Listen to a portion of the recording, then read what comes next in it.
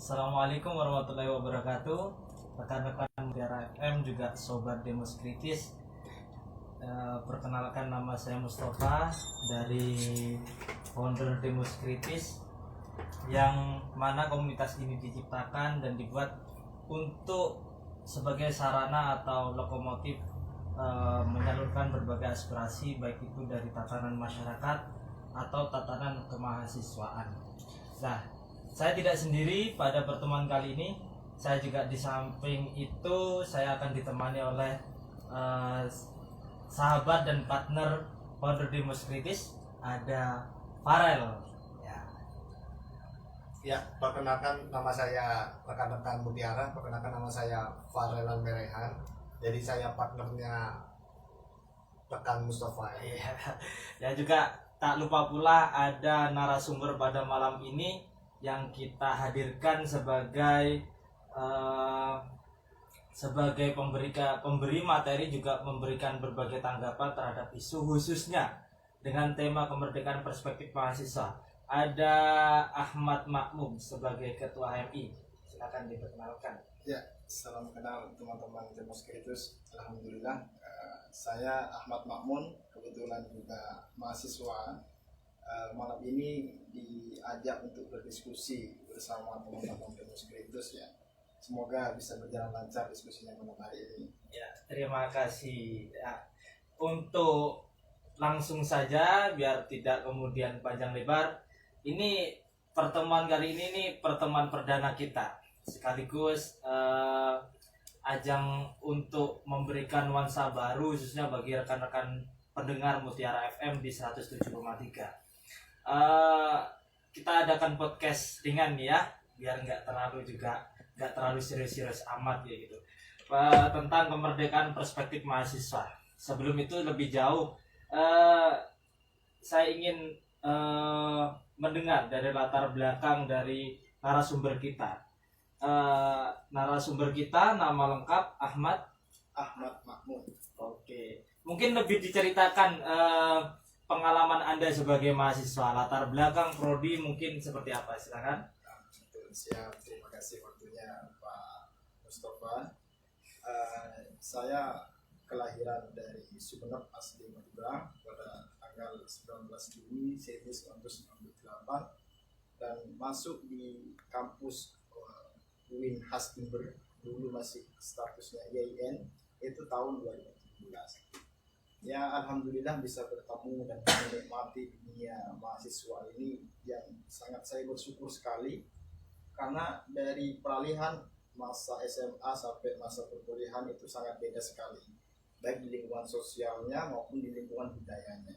Dan saya merasakan sekali perbedaan itu, hingga akhirnya saya baru pertama masuk, saya merasakan aura-aura perjuangan di mahasiswa, bukan aura-aura hedonisme ketika masa SMA gitu.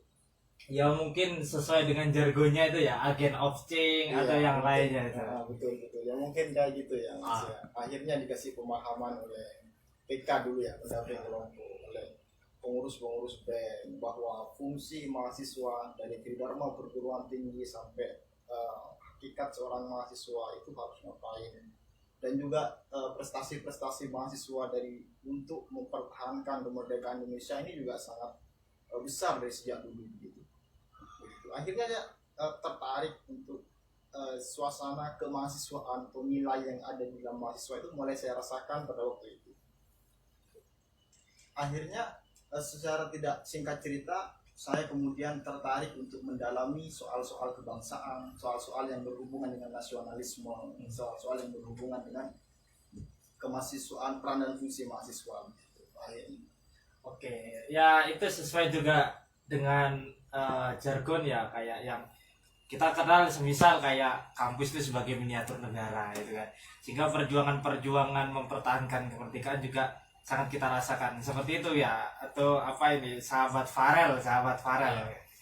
Bagaimana sebagai seorang mahasiswa yang dapat dikatakan agent of change kan, seperti itu. Kita harus ciptakan perubahan kan, seperti itu. Ya, agen perubahan. Nah, agent of change. berbicara tentang hal itu kan, makanya besok kita akan menghadapi tentang hari sakral dalam sejarah bangsa Indonesia, yaitu kemerdekaan Indonesia.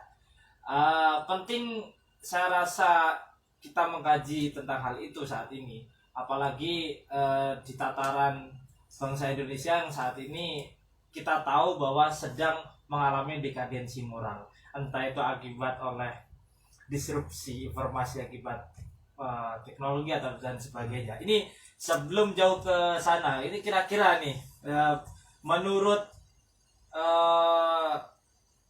partner saya dulu, ini kemerdekaan Indonesia ini seperti apa, apalagi di masa pandemi ini. Oh ya, kemerdekaan Indonesia kan ini salah satu momen dulu ketika kita dalam masa penjajahan kayak gitu. Momen yang sangat epik sekali yang harus kita rayakan bagaimana itu. Jadi kita merayakan perjuangan-perjuangan pahlawan. Bagaimana pahlawan sampai bertumpah darah memperjuangkan untuk kemerdekaan Indonesia. Kan seperti itu. Jadi bagaimana peran pemuda saat ini untuk mempertahankan, kan seperti itu. Jadi itu. Ya mungkin masih flashback sejarah ya dalam arti sakral seperti itu. Tapi kalau dari narasumber sendiri nih, Tum Makmun, pandangan terkait kemerdekaan Indonesia apalagi di masa-masa sekarang, penting nggak sih atau kita masih perlu nggak sih flashback terhadap sejarah patriotik masa lalu, atau justru kita punya redefinisi ulang nih terkait kemerdekaan apalagi di masa pandemi? Betul. Oke, terima kasih Mas ya. Ternyata mulai masuk pada suasana hangat kita diskusi tentang peringatan Hari Kemerdekaan. Sudah masuk besok ini masuk 76 tahun ya Mas. Ya, 76 tahun. 76 tahun peringatan Hari Kemerdekaan Republik Indonesia. Ya, kalau menurut saya ditanya soal pentingnya kita flashback terhadap sikap patriotik pemuda-pemuda yang memperjuangkan kemerdekaan, itu memang sangat penting dan perlu menurut saya. Karena dalam sejarah pergerakan nasional yang sekarang mengalami itu, mulai dari Budi Utomo sampai kemudian organisasi-organisasi kepemudaan, itu yang melatar belakangi organisasi muncul sampai sekarang. Jadi bahasanya adalah kita ada organisasi pergerakan, kita ada sampai sekarang itu karena ada pergerakan terdahulu yang sudah mendahului kita, sehingga kemudian kita tidak perlu kemudian merintis kembali pergerakan itu sendiri. Kita sudah punya konsep gerakan yang mana memang dilatar belakangi oleh nasib yang sama, mungkin begitu dulu. Ya mungkin kita memang sangat penting untuk flashback ke sana. Karena untuk kalau bahasa mahasiswa di lingkungan saya itu katanya jas merah. Jangan sekali-kali lupakan sejarah. Kita ada karena pendahulu kita mungkin ya. Tapi kan kalau dulu mungkin sifat jas merah itu sejarah kita patriotik diartikan melawan kolonial tuh. Nah, menurut Mas Farel, kira-kira definisi tentang kolonial itu apakah masih relevan nggak dikatakan untuk kolonial sekarang ini? Kalau untuk saat ini sih kayaknya sih tidak ya. Mungkin seperti itu. Jadi kan kita melihat perkembangan zaman pada saat ini, yang mana zaman tambah modern, mungkin banyak budaya yang sudah mulai terkikis juga kan dari itu. Bagaimana jiwa muda yang dulu masih dalam masa penjajahan itu sangat berapi-api. Tapi kita lihat sekarang seperti ini. Jadi pemuda-pemuda saat ini seperti apalah kondisinya. Jadi budaya terus berubah. Jadi mungkin sedikit saya simpulkan, mungkin kolonial dalam arti Mas Farel ini kolonial melawan diri kita sendiri, kolonial melawan budaya-budaya asing gitu kan. Mungkin Tum Makmun punya definisi lain terkait istilah kolonial ini. Ya, dalam literatur sejarah memang disampaikan kalau istilah kolonial itu adalah lebih dekat sama imperialisme nanti, lebih dekat sama kaum penjajah. Yang itu kemudian kan kalau dulu ini Mas, sebenarnya perlawanan terhadap kolonial ini sudah ada sejak sebelum 900-an. Cuman pada masa itu sifatnya kedaerahan, bukan serentak. Kemudian pada 1908 semenjak munculnya Budi Utomo, itu kemudian yang mempelopori gerakan masif, yang gerakan itu mempunyai visionaritas nasional, mungkin begitu. Terus kemudian Bung Karno itu pernah menyampaikan bahwa Trisakti konsep kemerdekaan Indonesia. Pertama, kita harus berdaulat secara politik. Mungkin kita harus bisa menentukan arah kebijakan politik itu sesuai dengan kehendak negara.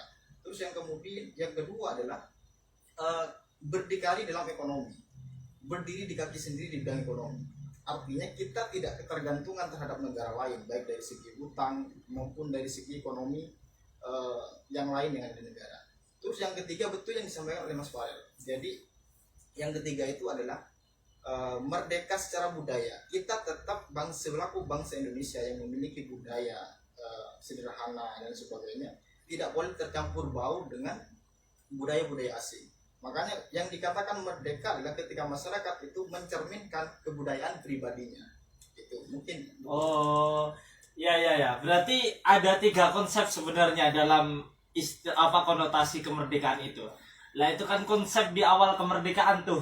Nah, di awal kemerdekaan kayak gitu. Kira-kira 3 konsep yang diwartakan itu di awal kemerdekaan hingga saat ini, ketika kita refleksikan dengan kondisi sosial saat ini nih, kira-kira 3 konsep itu benar-benar tersampaikan, tersalurkan nggak sih, teraplikasi nggak sih kayak gitu? Kalau kita konotasikan secara kemerdekaan kayak gitu.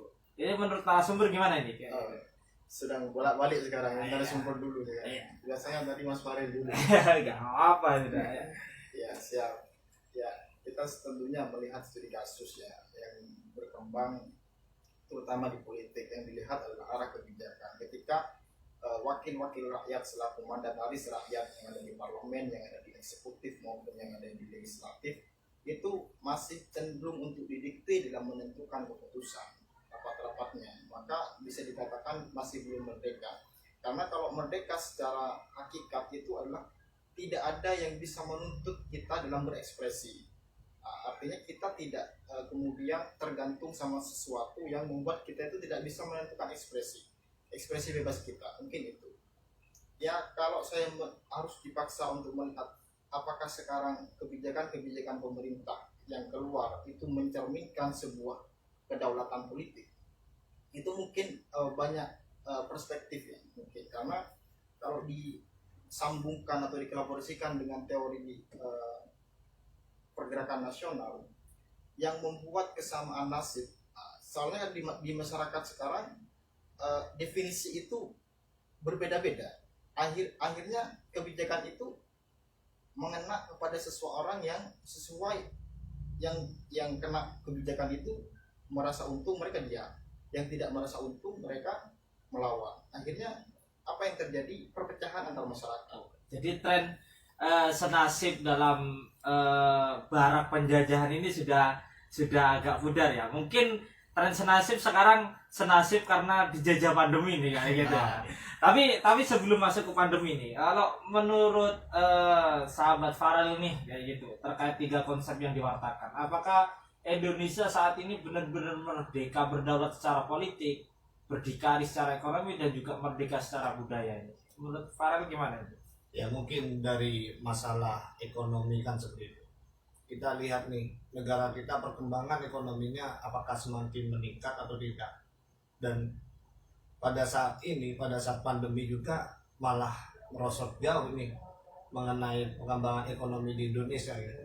Jadi bagaimana dari pihak pemerintah sendiri memberikan solusi yang memang itu solutif sih untuk masyarakat, untuk pengembangan ekonominya sendiri di setiap daerah, ruang lingkup regional maupun ruang lingkup nasional seperti itu. Jadi dari tingkat ekonomi sendiri bisa lebih memajukan masyarakat, daya jual beli masyarakat itu sendiri. Dalam artian dari kedua perspektif ini, mungkin negara kita mungkin merdeka tapi masih struggle ya dalam proses perjuangan, dalam proses perkembangan, dan visi itu secara aplikasi masih proses menuju 100% pengaplikasian ya. Apalagi kita diuji saat ini yang wajar saja di beberapa negara, untung saja tidak sampai pada resesi ekonomi global kan gitu kan. Mungkin secara berdaulat, kalau dikatakan didikte dan sebagainya, itu menjadi sesuatu yang perspektif yang nggak bisa dipisahkan, karena dalam salah satu buku itu yang ditulis oleh bapaknya Gus Dur mengatakan bahwa kemerdekaan di negara dunia ketiga tidak terlepas dari konstelasi negara-negara besar di dunia. Bagaimana?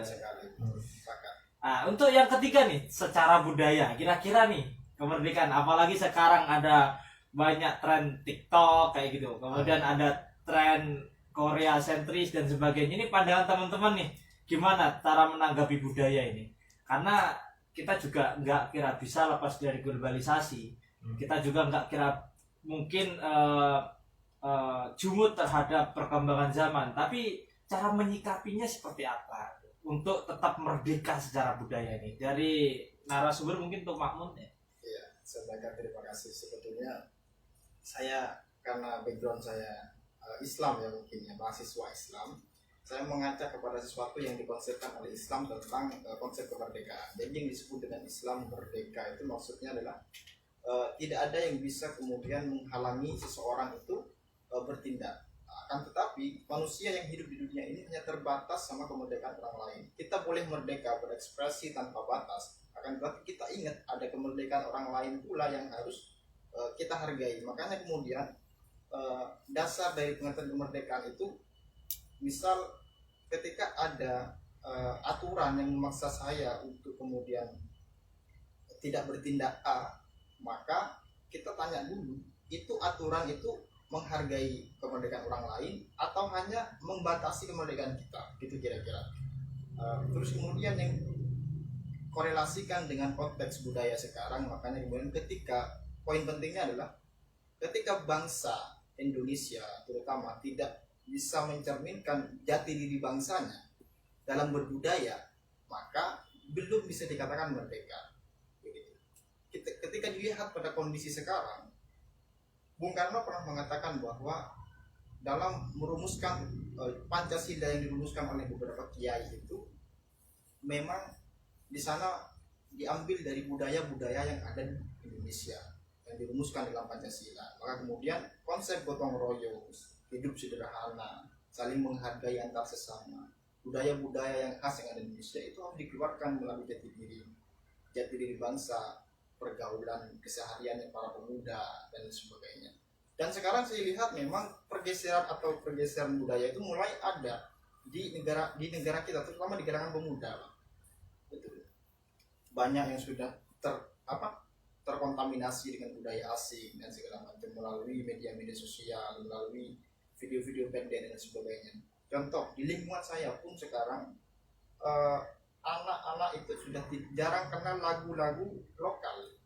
Bahkan lagu-lagu nasional lupa ada. Oh, itu sudah pernah diuji. Disuruh bernyanyi Indonesia Raya tidak hafal, tapi disuruh nyanyi lagu-lagu tren kayak jedak jeduk hafal ya. Itu yang menjadi dilema sebetulnya kepada kita, karena juga dari Bung Karno sendiri, kalau kita mau melihat masa depan bangsa, maka juga lihatlah generasi yang sekarang. Mungkin kalau kita lihat generasi sekarang ya kita akan menangis sendiri, Pak. Kira-kira begitu kita melihat budaya sosial di lingkungan kita. Ya, kalau daerah Tum Farel sendiri gimana? Apakah masih banyak tuh teman-teman adik-adik kecil yang masih layang-layang kayak gitu? Masih suka sepak bola sore, atau banyak di sana yang berpakaian adat? Kalau Tum Farel gimana? Kalau dari sesuai pengalaman saya sendiri, saya pandang dari sekitar halaman saya atau rumah saya seperti itu. Dari situ pun cukup prihatin mengenai bagaimana kaum muda sekarang ini mengenai pengenalan budayanya sangat minim sekali seperti itu. Jadi yang seperti dikatakan tadi, bahwasanya banyak anak-anak muda zaman sekarang ini sudah lupa dengan lagu-lagu nasionalnya semua kayak gitu. Dan bagaimana ke depannya kayak gitu. Jadi dari juga kan kita ini kan besok 17-an kan ya, 17 Agustus ini merayakan kemerdekaan. Biasanya ini ada kayak budaya, kayak apa ya? Lomba-lomba di setiap kampung itu ya, seperti lomba kelereng, lomba balap karung dan lain sebagainya kayak gitu. Mungkin ketika anak-anak muda zaman sekarang melihat hal itu, mungkin seperti ini apa sih gitu, terasa asing di dalam pikirannya mereka kayak gitu. Atau dianggap cuma event 17-an aja, event 17-an, tanpa tahu historisitas daripada kenapa harus balap karung kayak gitu kan. Kenapa ya, itu kan seperti itu. Jadi banyak pemuda-pemuda yang sekarang lebih karena masuknya budaya barat, yaitu seperti bagaimana cara berpakaian style setiap seorang kan kayak gitu itu memiliki kebanyakan lebih kiblatnya ke arah barat kan seperti itu. Jadi bagaimana budaya Indonesia sendiri itu malah terkikis terlupakan gitu gara-gara masuknya budaya barat dalam Indonesia. Jadi untuk saat ini sendiri bagaimana sih peran pemuda ataupun pemerintah sendiri untuk membudayakan budaya Indonesia yang dulu itu? Ya apalagi kan Pertahankan lah. kalau kita lihat jargonnya Indonesia 13.000 pulau gitu, berapa ribu bahasa dan sebagainya itu. Kalau kita lihat sekarang kok lambat laun hampir serata, warna kulit semuanya hampir putih mulu semua kayak gitu kan. Dan kalau kita lihat dulu ada yang kuning langsep gitu kan, ada yang hitam manis, ada. Kalau sekarang kan budaya apalagi masuk budaya-budaya yang kosmetik lah bahasanya. Hampir semuanya bertren yang sama. Lah, melihat hal itu kan tentu arti kemerdekaan ini menjadi satu penting kan. Tidak hanya diartikan dalam bentuk patriotik, tapi 3 konsep yang dikatakan narasumber kayak gitu. Lah, kalau direfleksikan tadi kita selesai, kira-kira nih kiat kita sebagai mana mahasiswa, kita yang nantinya jadi orang tua, kita yang saat ini menjadi generasi yang sadar terkait fenomena sosial itu. Kira-kira kiat-kiat untuk mempertahankan konsep kemerdekaan dengan 3 itu apa yang harus kita lakukan? Sederhana atau secara step by step-nya itu bagaimana? Ini pandangan dari Kang Makmun gimana itu? Saya belajar dari banyak budaya sosial yang ada di lingkungan saya ya. Masyarakat Indonesia di setiap daerah itu susah menghargai seseorang, apalagi seseorang yang berada secara strata sosial itu berada di bawahnya. Ini mungkin adalah budaya yang masih sisa-sisa dari Belanda, karena mungkin kelamaan Belanda menjajah Indonesia gitu, sehingga masih menyisakan bekas imperialisme, hedonisme dan segala macam itu. Dan saya melihat bahwa masih belum ada konsep yang dibangun oleh Soekarno yang sosialis Indonesia, sosialis Nusantara, bagaimana kita duduk sama rata dalam hal berpendapat juga sama rata, dalam hal memperoleh penghargaan juga sama rata, dalam hal di depan hukum kita juga sama rata, mungkin begitu. Terus kemudian pola pendidikannya harus ditingkatkan mungkin dari segi pendidikan formal dan informal, karena Indonesia sekarang bisa dikatakan sudah masuk pada krisis moral menurut saya. Ya, karakter building yang harus ditingkatkan kembali Indonesia, karena dalam Islam pernah saya sampaikan kembali bahwa kecerdasan itu bukan hanya sekedar kecerdasan intelektual, bukan hanya IQ yang harus dipupuk terus, tapi ada juga spiritual quotient, kecerdasan spiritual yang akan menjadi penyeimbang antara intelijensia quotient, IQ dan SQ-nya. Baru kemudian bisa memupuk tentang emotional quotient. Mungkin begitu untuk menjaga keseimbangan kehidupan sosial yang ada di masyarakat Indonesia. Jadi dengan pendidikan ya terkait terkait perekonomian dari Farel sendiri, bagaimana kira-kira Indonesia ini bisa berdikari ini? Secara hutang Indonesia hampir 3.000 triliun kayak gitu Mas. 3.000 triliun. Nah, ini pandangan gimana khususnya bagi mahasiswa? Kiat-kiat untuk mahasiswa yang bisa menghadapi realitas seperti itu. Setidaknya sih sebetulnya banyak mengenai komunitas-komunitas yang melanggengkan budaya saat ini dalam kalangan mahasiswa ini banyak. Jadi ada beberapa komunitas yang memang tujuannya itu untuk mempertahankan budaya Indonesia seperti itu. Dari itu kan bisa. Jadi bagaimana peran mahasiswa sendiri di sini mengenai kesadaran terhadap budaya yang sudah terkikis, mulai terkikis seperti itu. Dari situ mungkin peran-peran komunitas sendiri itu bisa dihidupi dengan dalam lingkup semisal komunitas ini memiliki mahasiswa-mahasiswa yang berbakat dalam seni tari kayak gitu. Jadi bagaimana semisal tampil diundang kayak gitu, diundang dalam suatu acara, biasanya kan dapat fee dan lain sebagainya kayak gitu. Mungkin itu bisa menjalankan ekonomi komunitas juga, ekonomi organisasi juga, mengenai hal itu juga bisa. Jadi yang mana pada saat ini mungkin yang dikenal oleh pemuda saat ini mungkin tarian-tarian TikTok lah sebenarnya.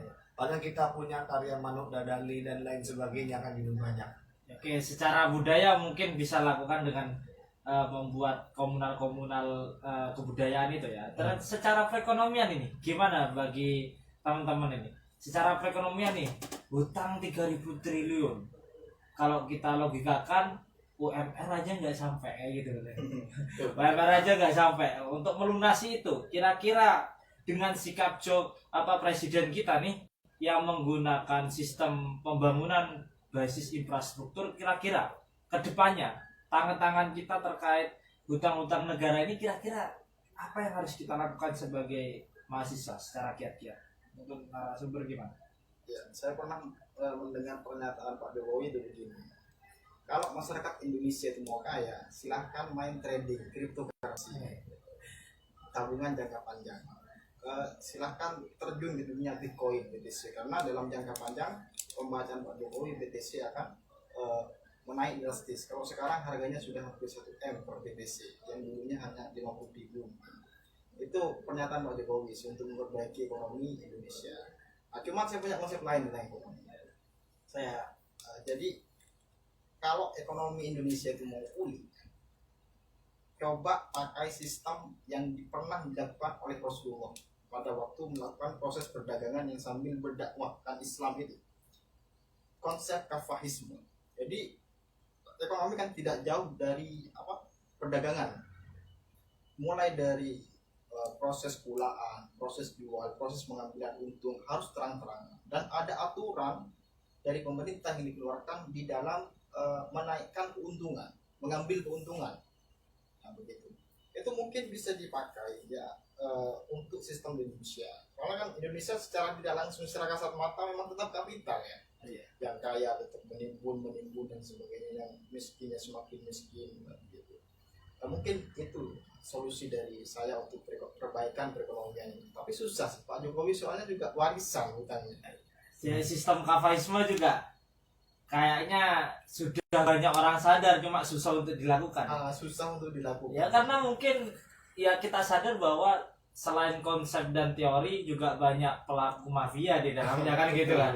Jadi ya mungkin kita sebagai mahasiswa ya saat ini mungkin belajar tentang teori itu, ya semoga kita bisa kemudian hari jikalau jadi pemimpin tidak salah jalan kan maksudnya. Kalau memang sekarang kita sadar tentang konsep kafaisme ya kita lakukan itu. Terkait yang poin nomor 1 nih, kita gimana caranya berdaulat secara politik. Apalagi kita lihat kajian-kajian tentang konspirasi global kayak gitu kan, adanya PBB, adanya WHO dan sebagainya, kan seakan-akan itu menjadi salah satu eksponen pressure untuk kebijakan Indonesia. Apalagi kemarin kita kalau lihat di dalam dunia akademis, pertarungan presiden ini selalu mengindikasikan dua kerajaan besar dunia. Kalau enggak dari liberal nih Amerika, kalau enggak sosial Cina. Nah, komunisnya ya. Kira-kira dari Pak Farul sendiri, ini dimulai dari Pak Farul sendiri, gimana caranya kita bisa keluar dari perspektif konspirasi itu? Apa yang harus kita buktikan bahwa kita secara kemerdekaan kita sudah berdaulat secara politik? Kira-kira dari Farul gimana? Ya mungkin seperti itu. Dalam kedaulatan juga, bagaimana sih Indonesia bisa menunjukkan pada dunia bahwasanya Indonesia ini tidak melulu tentang yang dianggap sebagai budak dari Cina ataupun budak dari Amerika, yang mana kita tahu bank dunia itu ada di Amerika gitu. Jadi kita terjajah oleh imperialis baru kan seperti itu. Bagaimana dari sini? Ya yang lebih intinya yaitu kesejahteraan sih. Bagaimana masyarakat sejahtera, kita bisa membangun bersama negara ini lebih maju lagi kayak gitu. Jadi kesejahteraan masyarakat itu penting.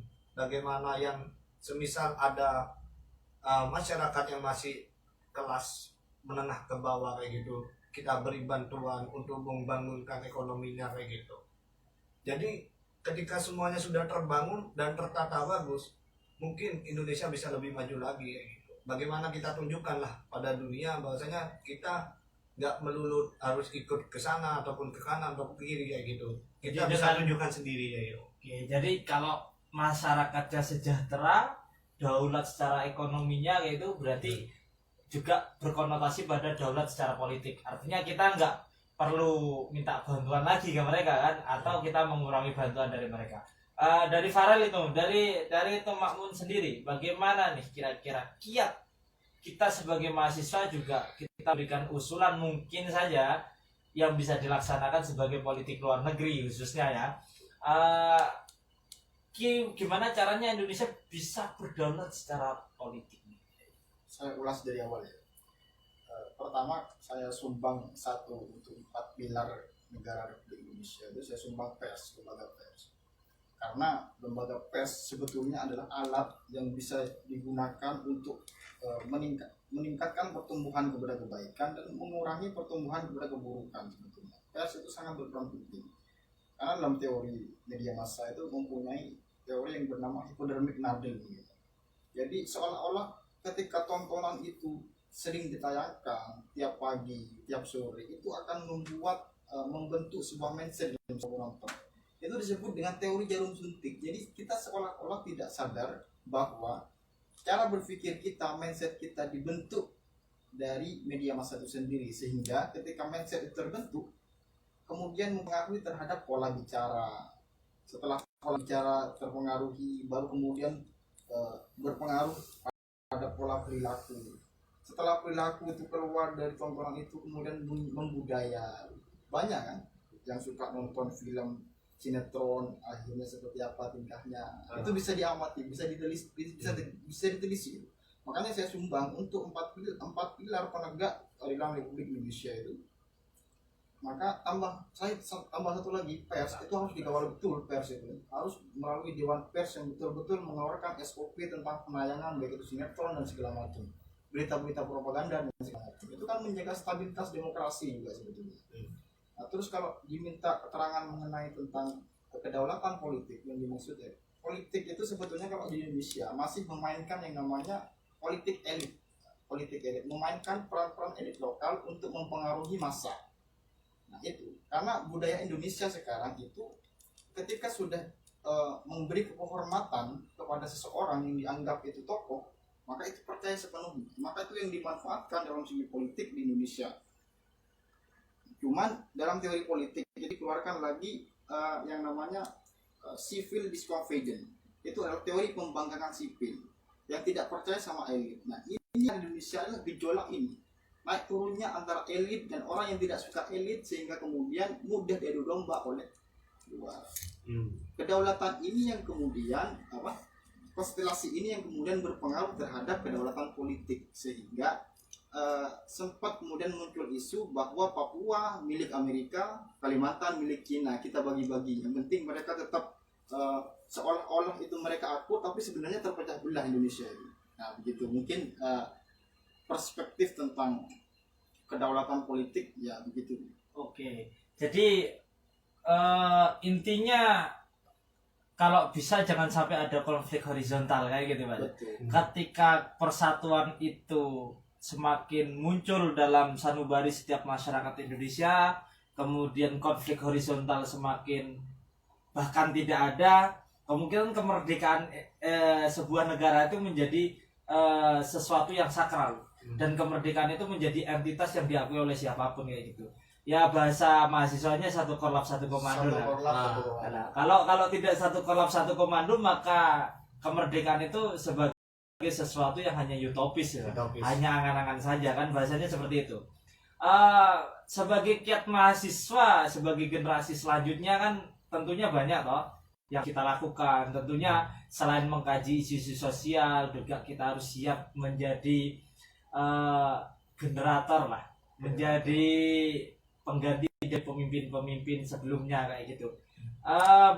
Tidak hanya itu, juga mungkin gini, dalam podcast kali ini ada satu hal nggak yang disampaikan nih bagi teman-teman, khususnya sahabat Farel sebagai partner saya dan sahabat rekan dan sahabat Makmun nih, pesan terhadap teman-teman mahasiswa sebagai salah satu kompatriot kita nanti, mungkin ada yang di parlemen atau nanti menjadi elit bahasanya, menjadi primus inter pares dari masyarakat. Saya minta pesan-pesan atau saran lah bagi teman-teman mahasiswa sekaligus menjadi otokritik bagi kita bersama ini. Dari Tumbak dulu. Saya langsung ya. Sebelum saya tutup, tadi saya nambah juga ya. Jadi memperbaiki semua di Indonesia sementara ini dalam jangka pendek untuk memperbaiki konstelasi politik dan pemikiran negatif yang muncul itu melalui pers, melalui media siaran, media massa. Itu menjadi kritikan. Nah, terus yang terakhir adalah tentang saran, pesan atau pesan dan kesan untuk semua mahasiswa yang masih bergelut mengejar sarjana, masih bergelut dengan buku, terus bersemangat. Sekarang masuk kepada era yang belum pernah kita rasakan sebetulnya. Pertama, mahasiswa yang harusnya dia kuliah di kampus, menikmati bangunan kampus, harus terpaksa di rumah dengan hanya mendapatkan pendidikan mendapatkan pendidikan intelektual saja, pengembangan intelektual, tapi dari segi moral kurang. Kalau dalam bahasa pendidikan itu disebut dengan afektif, kognitif, dan psikomotorik. Jadi afektif tidak didapat oleh mahasiswa sekarang, tetap terus bersabar. Jadi kalau di kampus afektif kita dapat, bukan hanya afektif itu dicontohkan dengan perilaku dosen, cara mengajar. Jadi akhlak dan tata krama tetap dicontohkan, seperti yang itu nyambung dengan yang dikatakan oleh Ki Hajar Dewantara. Di depan memberikan teladan, di tengah memberikan semangat, di belakang memberikan dorongan. Itu tidak ada sekarang. Sekarang hanya karena online ya, pendidikannya hanya bersifat kognitif, pemberian materi aja, begitu. Dan psikomotorik.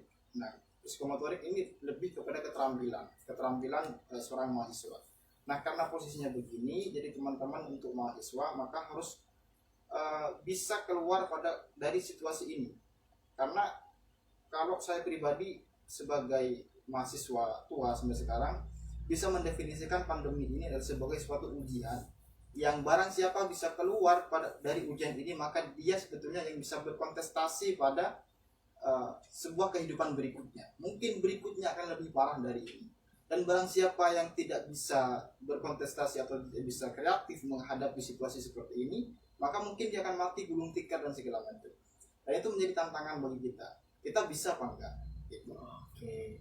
Jadi pandemi bukan halangan untuk menjadi mahasiswa sejati, gitu ya. Oke. Dari Tom Farel, sahabat Farel.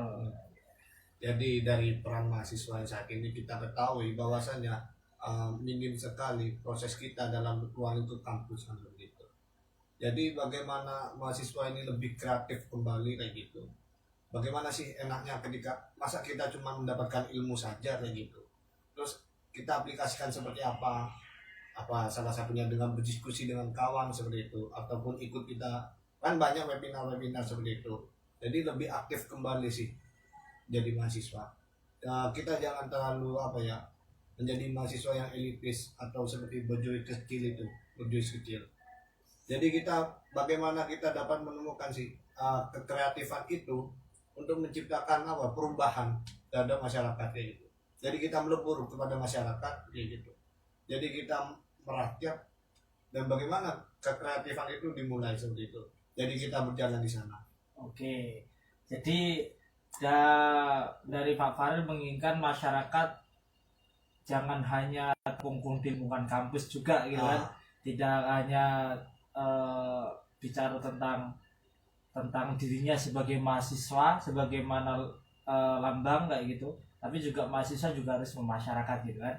Oke, mungkin pembahasan kita sudah sampai ujung ini ya, dari terkait kemerdekaan perspektif mahasiswa. Artinya kemerdekaan Indonesia perspektif mahasiswa ini masih, pandangan kita ini masih dalam proses yang tidak final. Mungkin kita secara formal de jure dan de facto, tetapi secara arti tiga kemerdekaan, secara kedaulatan politik, secara berdikari secara ekonomi, dan juga merdeka secara budaya, ini masih perlu proses untuk menuju ke sana seperti itu. Dan mungkin teman-teman mahasiswa dan bagi para pendengar ini juga menjadi catatan penting kita untuk terus bergotong royong untuk mewujudkan visi tersebut.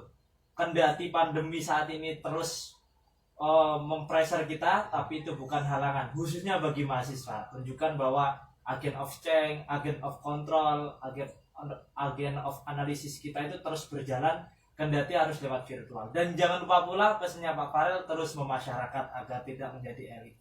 Mungkin podcast pada malam ini bisa dicukupkan. Bagi rekan-rekan Mutiara FM, tetap di 107,3 dan juga Sobat Demos Kritis, terima kasih telah meluangkan waktunya. Lain waktu kita akan bertemu kembali dengan tema dan narasumber yang lebih ciamik dan lebih memberikan sebuah nuansa yang baru dalam pemikiran. Jadi jangan sampai pandemi kali ini membatasi ruang diskusi kita. Mungkin itu saya sebagai host pada malam ini, Zairul Mustafa, dan teman saya. Dan saya Farel Merehan. Izin pamit undur diri. Dan juga mungkin dari narasumber. Saya Ahmad Mahmud. Indonesia masih di pintu gerbang, belum sampai ke pelabuhan. Iya, terima kasih. Closing statement-nya. Wallahul muwaffiq ila aqwamit thoriq. Wassalamualaikum warahmatullahi wabarakatuh. Merdeka. Merdeka. Merdeka.